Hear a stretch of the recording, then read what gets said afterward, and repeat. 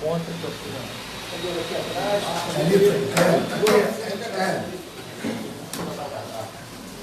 Tivesse aqui, né? Gabriel, passou aí. Tá bem no cantinho, né? Tem que ficar estranho. Vou dar uma tomadinha. Tá bem bonitinho. Você vai? Nem esqueceu o celular. É o do Thiago, isso. Ótimo, mandei. Ele foi embora? A do B, né? Isso. Oi, Ana, obrigado, tá? Então, é um complicado. Estamos ao vivo aqui, o Esquerda Online, direto da Casa Rosa Luxemburgo, em Niterói, Casa de Resistência Rosa Luxemburgo, o lançamento do livro Crônicas do Caminho do Caos, com Philippe Demier. Então, em instantes, vamos começar aqui a palestra com o Philippe Demier.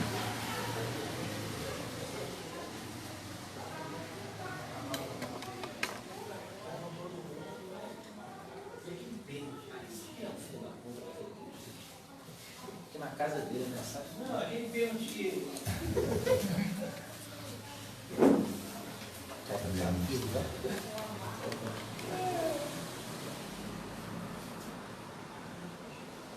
Boa noite, pessoal. Vou agradecer a presença do público aqui no dia chuvoso, né? A gente está dando continuidade a um ciclo de apresentação, lançamento de livros, né?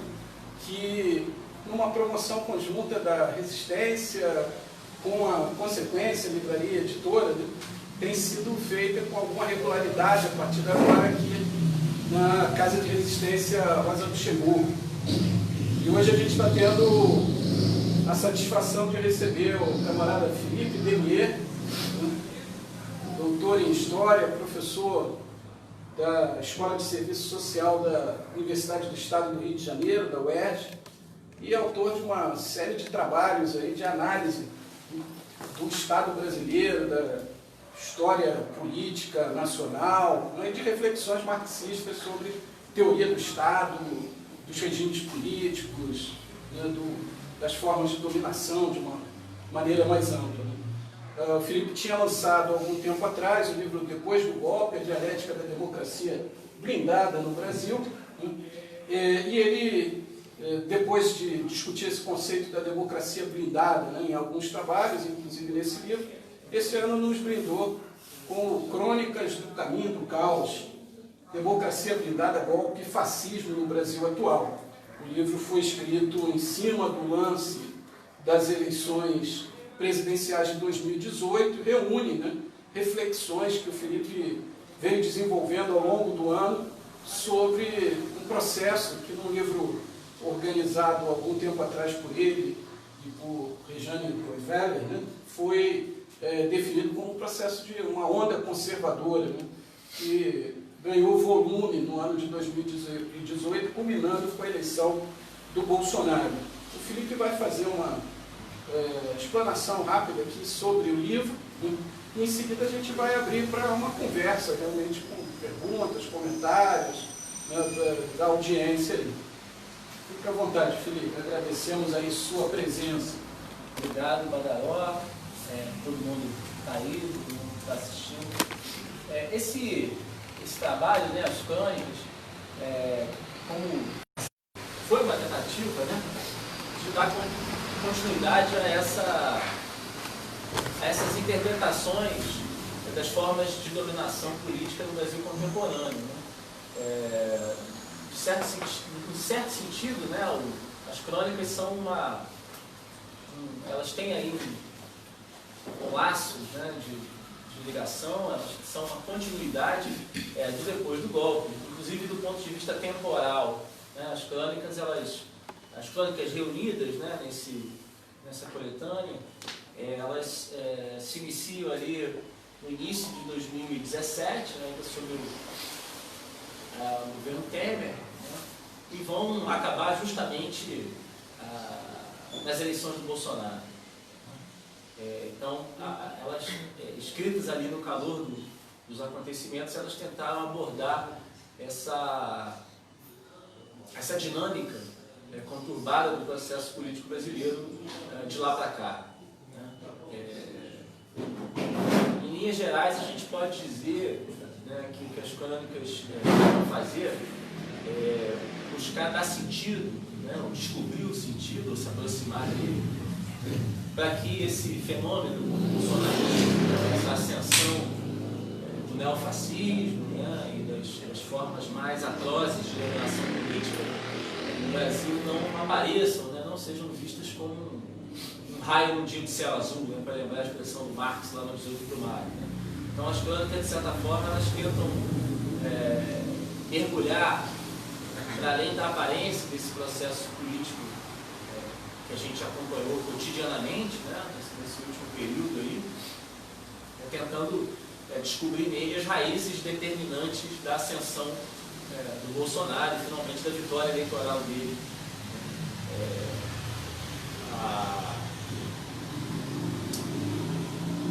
Quando o Marcelo colocou isso, né, lembrando depois do golpe, certamente um dos marcos temporais para tentar mergulhar mais profundamente na dinâmica política do Brasil recente e entender as raízes determinantes do fenômeno do neofascismo, do bolsonarismo, é o golpe de 2016, né? Portanto, o golpe, sem dúvida, se constitui aí como um marco desse travejamento temporal, desse recorte temporal de análise. Né?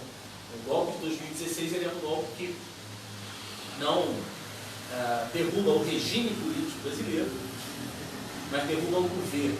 Nesse sentido, ele é um tipo de golpe que se diferencia daquilo que até então era o padrão dos golpes de Estado, que, por exemplo, tiveram lugar aqui no Cone Sul nos anos 60 e 70, né? Quando a derrubada de um governo muitas vezes se fazia acompanhado da derrubada de um regime político que o suportava, que o estruturava, que o mantinha. Né? O golpe de 2016, ele, de certa forma, é um novo tipo de golpe, um novo padrão de golpe político, de golpe de Estado, possivelmente adequado, correspondente a esse regime político que eu caracterizei como democracia blindada. Né? Ora, se a gente entender o golpe de 2016 como resultado de uma tentativa do conjunto da classe dominante brasileira de substituir o Partido dos Trabalhadores por uma direção política tradicional à frente do Estado, uma direção propriamente orgânica da burguesia, né? E que fosse capaz, segundo ela, de aplicar as contra-reformas no grau, no ritmo, na velocidade exigidos pela crise, né? A gente pode dizer que o governo Temer, nesse sentido, levou ao ápice o regime político construído em 88. Né? E eu digo isso porque, se a gente observar os últimos 30 anos do processo político brasileiro, pode-se dizer que o objetivo central desse arranjo institucional democrático-liberal, né, que eu denomino como democracia blindada, uma blindagem que vai sendo constituída, formatada e lapidada já no início dos anos 90 e a partir da década passada, né, esse regime vai atingir, digamos, o seu ápice no Temer, justamente porque o que caracteriza, portanto, o que caracteriza esse regime político de aproximadamente 30 anos de idade, né, é o ataque que ele vem fazendo de maneira incontinente, de maneira sistemática, aos direitos sociais. Né. Portanto, a gente tem já um elemento contraditório, ou pelo menos paradoxal, que é um regime político que tem na sua Constituição, ou mais especificamente em parte da sua Constituição, a parte social, aquilo que levou muitos analistas a considerar, a denominar a Constituição de 88 como uma Constituição cidadã, né, a parte social, dos direitos sociais, o seu principal alvo, quer dizer, o regime político democrático liberal teve, nesses 30 anos, como objetivo central do seu modus operandi a destruição desses direitos. Mal feita a Constituição, uma vez nascida, né, ela já era considerada, no que tange aos seus ingredientes sociais, aos seus ingredientes dos direitos sociais, considerada velha, considerada obsoleta. Né? E a burguesia brasileira vem desde então se lançando, né, numa batalha permanente de destruição desses direitos. Né? Claro que a intensidade dessa destruição variou de acordo com a conjuntura, de acordo com os governos de turno, né? Mas ela nunca foi interrompida. Né? E quando eu digo que é um paradoxo, porque é justamente a Constituição, que é o pilar jurídico-político que estrutura o regime, é que se torna, em parte, alvo desse mesmo regime. Né? Um regime cujo movimento, cuja dinâmica se dirige contra a sua própria Constituição, né? Ou pelo menos contra a parte social dela, a parte dos direitos sociais nela contidos. Olha, o governo Temer, né, vai, digamos, ao encontro da sua razão de ser. Né? Ele faz o que tinha que fazer do ponto de vista do capital, ou pelo menos tenta, faz em parte, né? Faz até onde foi possível em função da conjuntura e das resistências sociais e das próprias fricções e contradições do bloco do poder. Ao fazer isso, ou seja, ao transformar uma democracia liberal numa democracia burguesa e só burguesa, uma democracia onde, inclusive, representantes políticos bastardos, representantes políticos de origem popular, que se tornaram, em determinado momento, inconvenientes para o capital, puderam ser retirados por meio de um golpe. Né? Aquela democracia, ao se lançar numa ofensiva de contra-reforma, uma ofensiva contra-reformista, o governo Temer vai se caracterizar historicamente por isso. Né? O governo que, quando for olhado mais à frente, pelos historiadores, certamente o que vai definir o seu conteúdo central foram as contra-reformas, em especial a contra-reforma trabalhista e, fundamentalmente, a PEC dos gastos, né?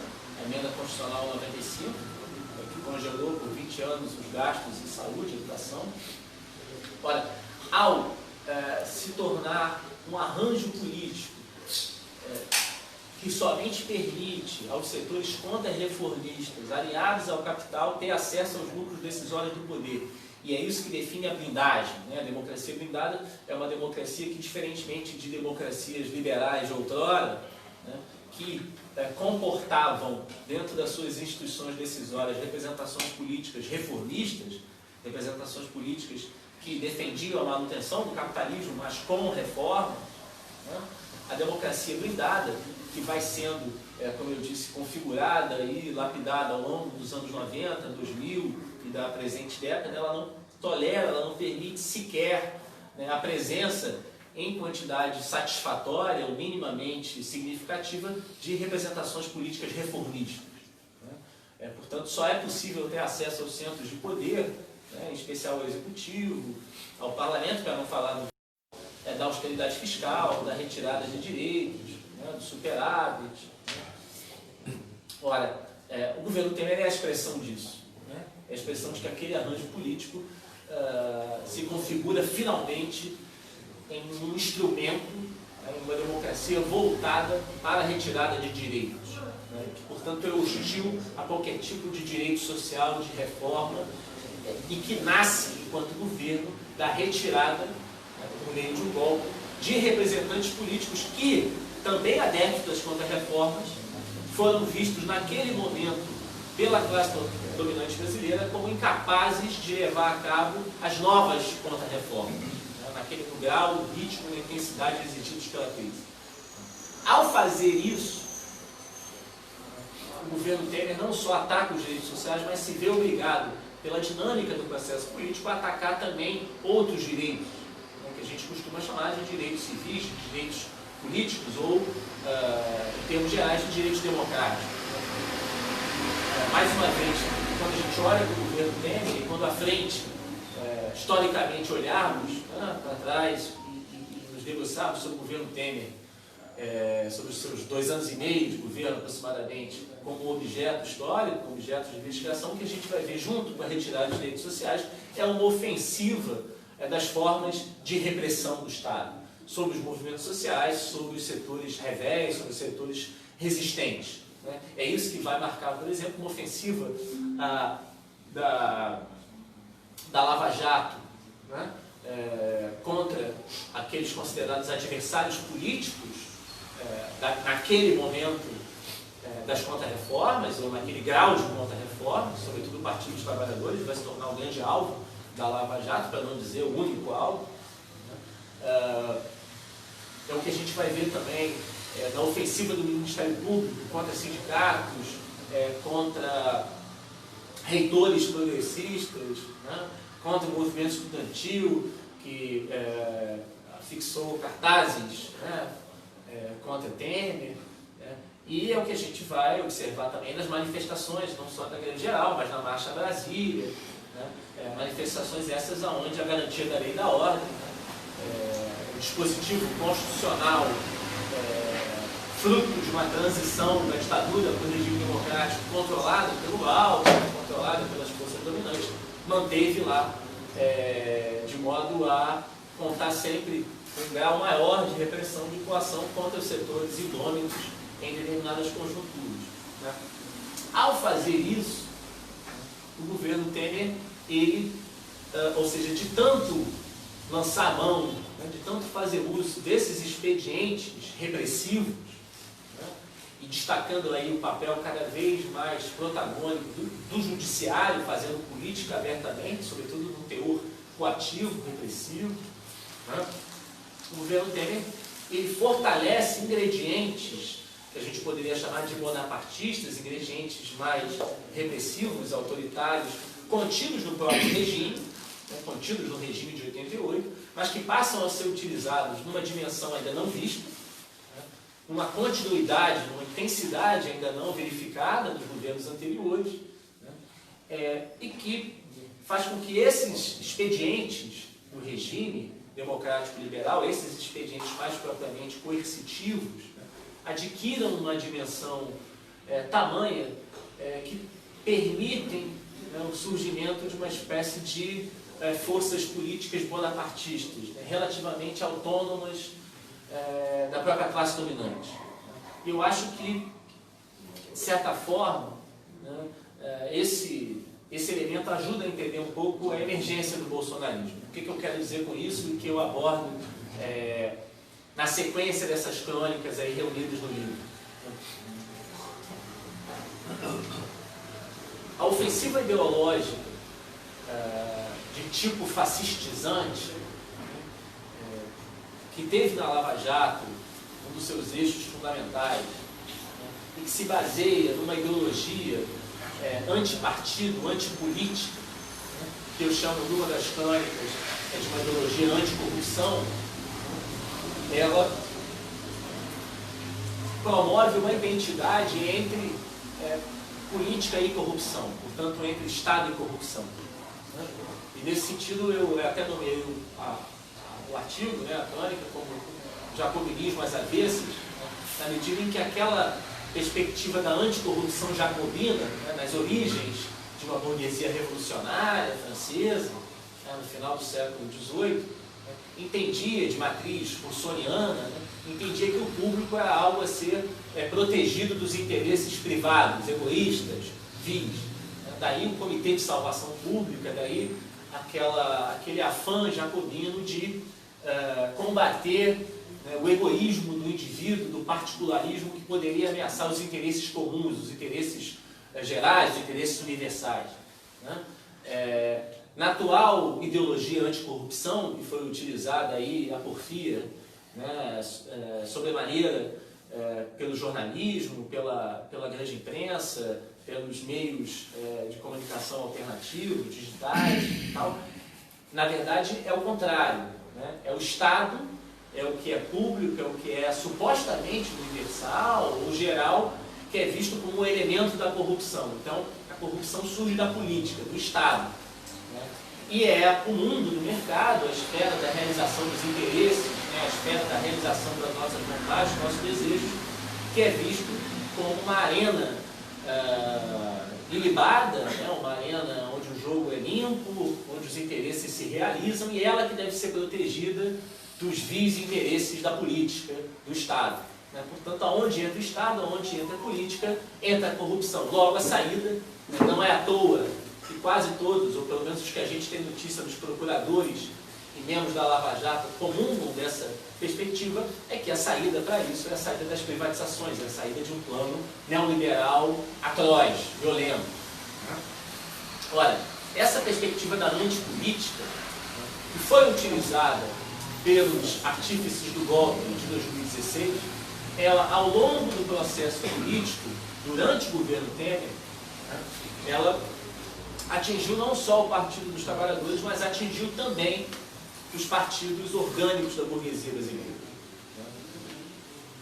E esse fato não está descolado, né, esse aspecto não está descolado daquele outro que eu mencionei anteriormente, isso é, do fato de que durante esse mesmo processo, durante o governo Temer, se intensificaram ingredientes bonapartistas, ingredientes repressivos, ingredientes autoritários do próprio regime político, em especial advindos da caserna, das Forças Armadas e do Judiciário. Né? Bonapartes, tanto togados quanto fardados, passaram a fazer política abertamente, né?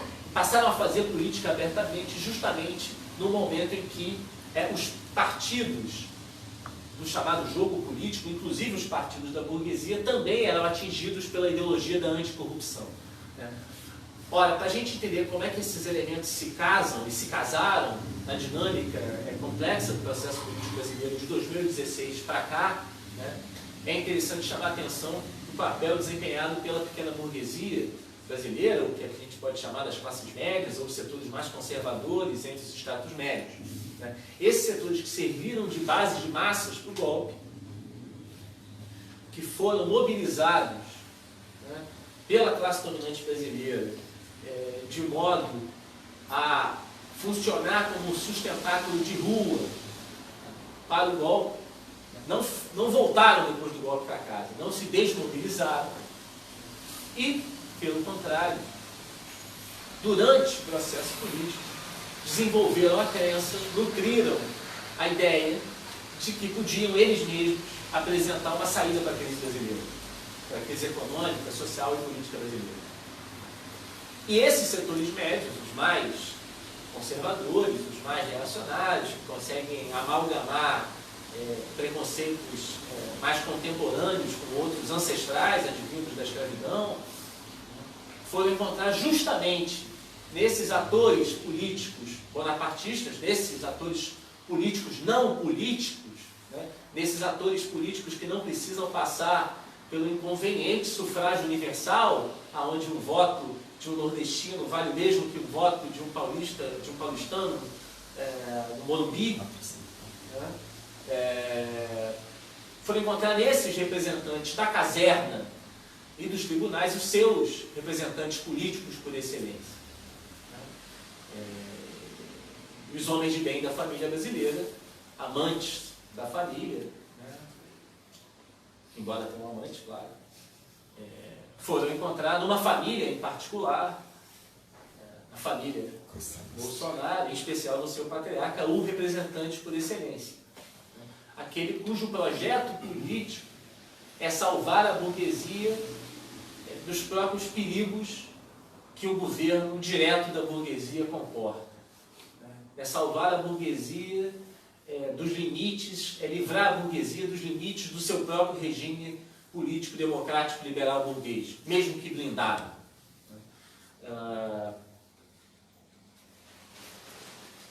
Essa emergência do bolsonarismo, gozando de um lastro social mobilizatório entre os setores médios, né, é o que vai, digamos, aparecer como uma pedra no caminho do que a gente pode presumir que era o projeto inicial dos golpistas de 2016, quando do pleito de 2018.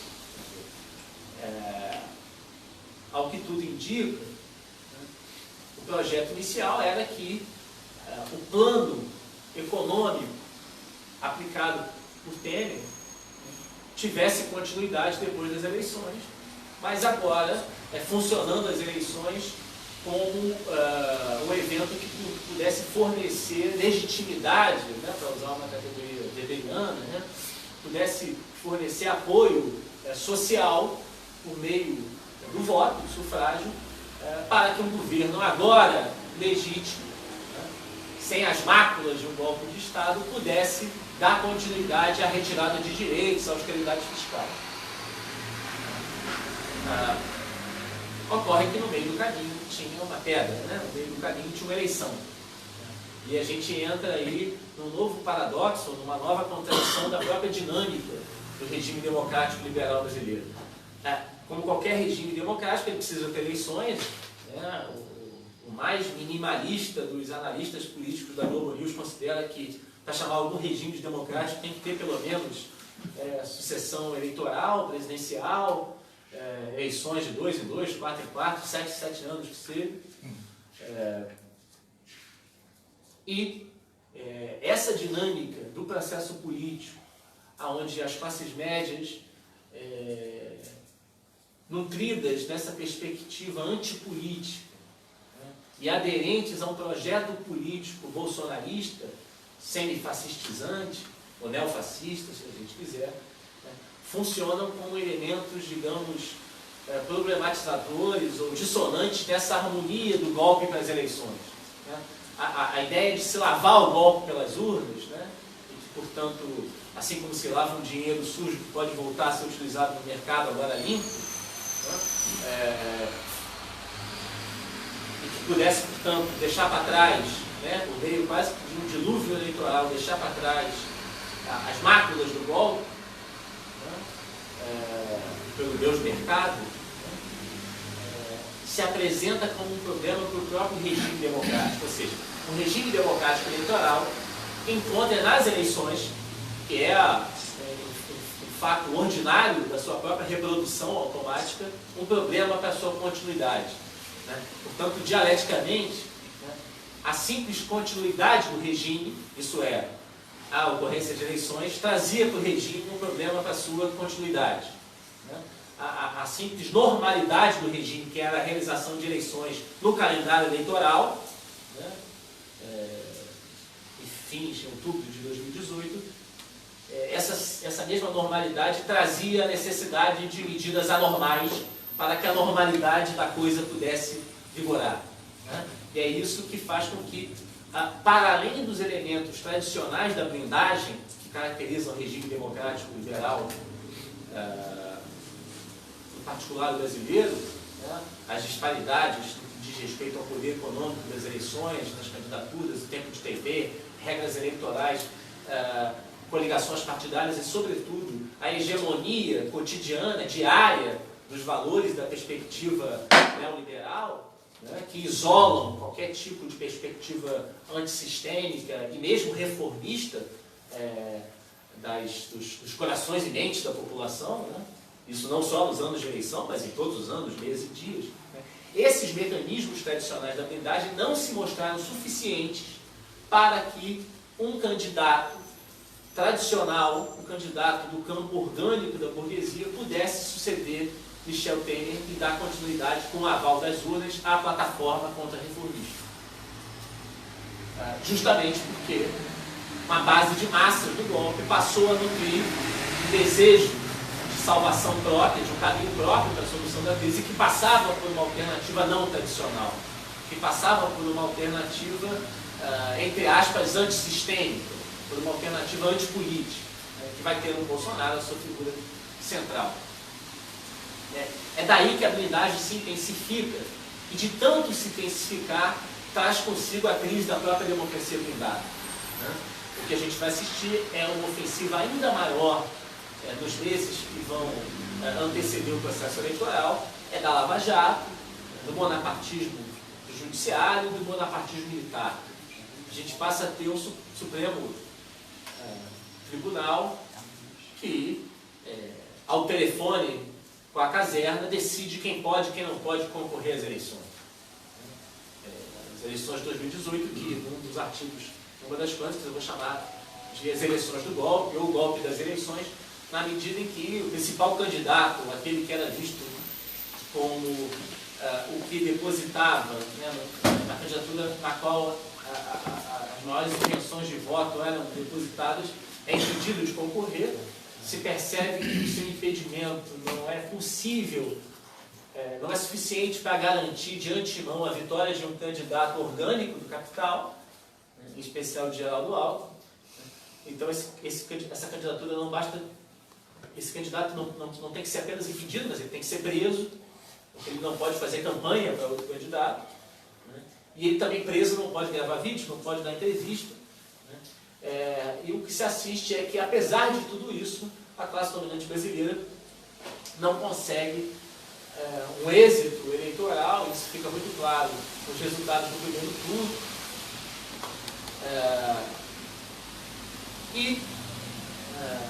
Se vê diante da opção, né, entre o retorno a uma administração petista do aparelho do Estado brasileiro, né, o que significaria, pelo menos em tese, a própria anulação do golpe de 2016, né, e além de uma derrota política e moral da classe dominante brasileira, ou da adesão, né, a um projeto bolsonarista, que a princípio não era o seu, mas que a classe dominante brasileira passa a acreditar que pode domesticá-lo. Né? E eu acho que essa relação conflituosa, né, entre uma classe dominante e uma representação política indireta dela, que é o bolsonarismo, né, é o que ajuda a entender bastante da dinâmica política hoje, que a gente assiste nesses meses, nesses dias, né, de uma burguesia que quer que esse governo aplique o seu projeto, o projeto de retirada de direitos, como foi a contra-reforma da Previdência, e que se preocupa e que por vezes se incomoda com que o conjunto do pacote programático do governo possa atrapalhar a dinâmica e a implementação dessa agenda do próprio capital. Né? Ao mesmo tempo, o governo precisa da implementação desse conjunto das suas medidas, do seu pacote, porque atende a outros setores que não só a burguesia. Para que não se converta num simples fantoche da própria burguesia, precisa mobilizar permanentemente e precisa atender, ainda que demagogicamente, ainda que em palavras, os setores médios mais conservadores, mobilizados, que o levaram à presidência. Né?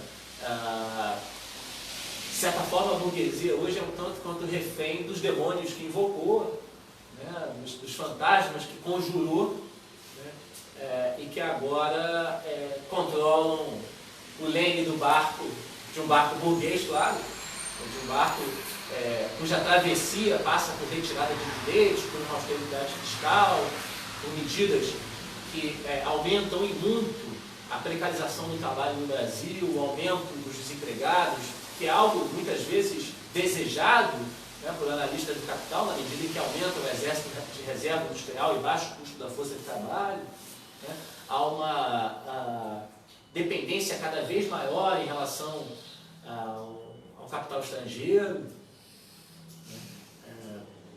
mas que traz consigo, né, traz junto com essas propostas propriamente da grande burguesia, traz consigo, né, esse programa, dessa lumpen burguesia no poder, né, desses representantes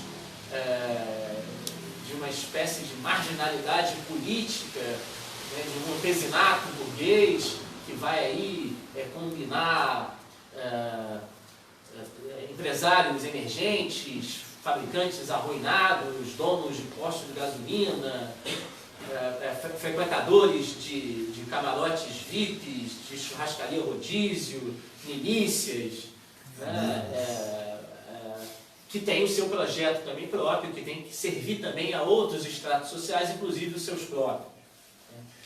E que, por isso, explicam essa ofensiva que vai desde de um dia de queimada na Amazônia, né, para atender os interesses do setor do capital localizado propriamente na disputa das terras indígenas, quilombolas, né, mas se manifesta também no avanço contra a universidade, né, um projeto que, para além da adequação do Brasil ao sistema internacional,